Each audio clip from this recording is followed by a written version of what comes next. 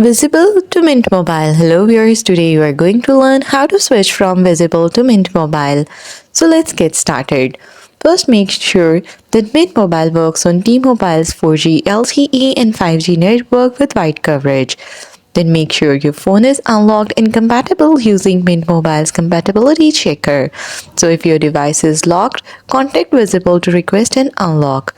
To transfer your number, you have to collect your Visible account number, port out PIN, and billing zip code. Then choose a Mint Mobile prepaid plan. You can choose between 15, 20, and free calls text to Canada and Mexico packages. Then select your SIM type. You can use physical or eSIM, but you have to verify eSIM compatibility first. Then download the Mint Mobile application or go to their activation webpage.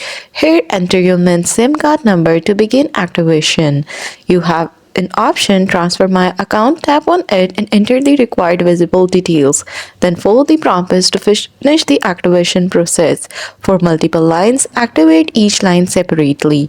Then restart your phone, make a test call and sign into your Mint Mobile account to review your plan. And that's all. That's how you will be able to switch from Visible to Mint Mobile. Thanks for watching. Don't forget to like and subscribe.